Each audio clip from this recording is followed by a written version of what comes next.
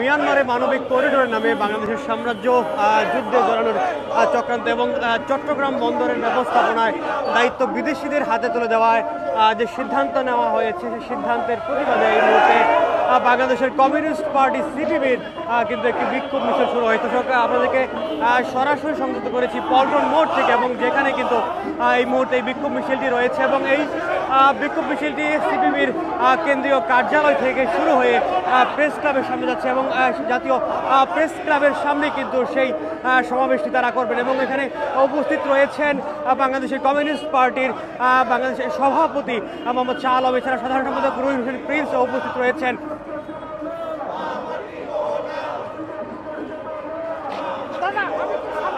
মিয়ানমারে মানবিক করিডোর দেওয়ার যে স্থান বিষয়টি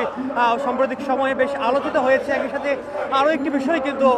সাম্প্রতিক সময়ে আলোচিত রয়েছে, সেটি হচ্ছে চট্টগ্রাম বন্দরের দায়িত্ব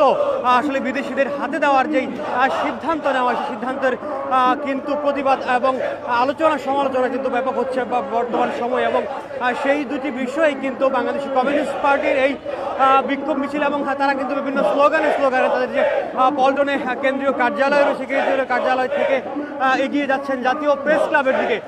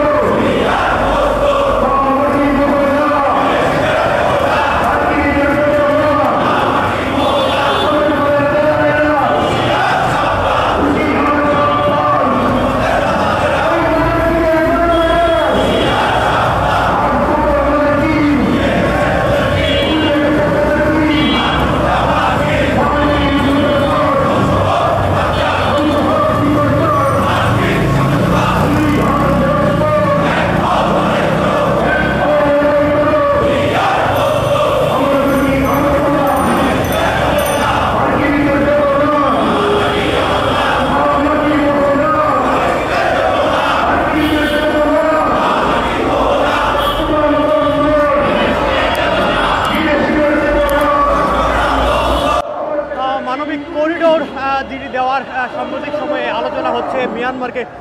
সেই মানবিক করিডোর এবং চট্টগ্রাম বন্দরের ব্যবস্থাপনার দায়িত্ব বিদেশিদের হাতে দেওয়ার যে সিদ্ধান্ত নেওয়া হয়েছে, সিদ্ধান্তের প্রতিবাদে কিন্তু এই মুহূর্তে বাংলাদেশের কমিউনিস্ট পার্টির নেতৃবৃন্দরা একটি বিক্ষোভ সমাবেশ করবেন কিছুক্ষণ। তারা কিন্তু যে সিপিবির কেন্দ্রীয় কার্যালয় রয়েছে, কেন্দ্রীয় কার্যালয় থেকে জাতীয় প্রেস ক্লাবের উদ্দেশ্যে এগিয়ে যাচ্ছেন এবং তারা বলছিলেন